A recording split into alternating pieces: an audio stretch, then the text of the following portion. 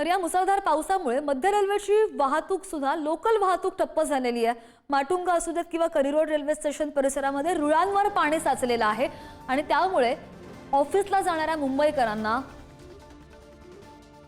फटका बसल्याचं पाहायला मिळतंय।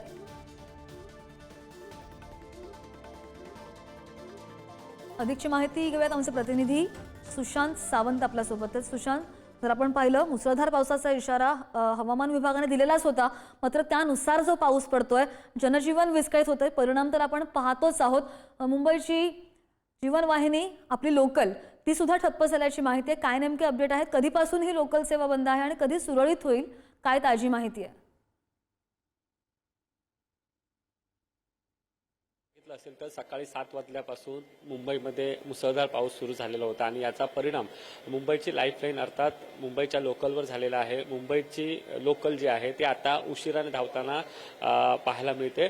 आपण जर बघितलं असेल तर माटुंगा असेल, करिरोड असेल यासारख्या भागात रुळांवर पाणी आल्यामुळे मुंबईची लोकल काही वेळ धीम्या गतीने सुरू होती। आता आपण जर बघितलं आता पाऊस थोडासा कमी झालाय, त्यामुळे जे रुळावर पाणी साचलं होतं ते आता हळूहळू ते पाणी जे आहे ते कमी व्हायला सुरुवात झालेली आहे। मात्र कुठेतरी सकाळपासून जो पाऊस पडतोय त्याचा परिणाम अर्थातच वाहतुकीवर झालाय, रेल्वे वाहतुकीवर झाला, रस्ते मार्गावर देखील झाला। अनेक ठिकाणी ट्रॅफिकची समस्या जी आहे ती पाहायला मिळत होती।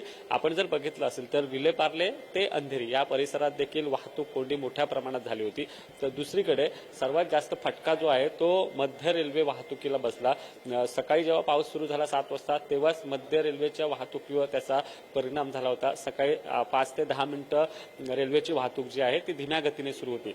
त्यानंतर पाऊस थोड्या प्रमाणात ओसरला आणि पुन्हा एकदा पावसाला सुरुवात झाली। त्यानंतरच मोठ्या प्रमाणात अनेक ठिकाणी रेल्वे ज्या आहेत त्या थांबल्याचं आपल्याला पाहायला मिळतात। मात्र आता आपल्याला जी माहिती मिळते त्यानुसार रेल्वेची वाहतूक हळूहळू का होईना आता सुरू होते। 15 ते 20 मिनिटं रेल्वे ज्या आहेत त्या धावताना आपल्याला पाहायला मिळतात। कुठेतरी चाकरमानी आहेत त्यांना हा फटका बसलेला आहे। अर्थात आठवड्याचा पहिला दिवस आहे, सोमवार आहे आणि आजच्या दिवशी कामावर जायला चाकरमान्यांना उशीर देखील झाल्याचं बघायला मिळतंय। श्रद्धा, अगदी सुशांत, अपडेट घेत राहू। धन्यवाद सगळ्या सविस्तर माहितीसाठी। हळूहळू ही जी सेवा विस्कळीत झालेली आहे सुरळीत होण्यास मदत होतीये, मात्र रेल्वे सेवा ठप्प आहे अजूनही। त्याचे अपडेट आपण घेऊया।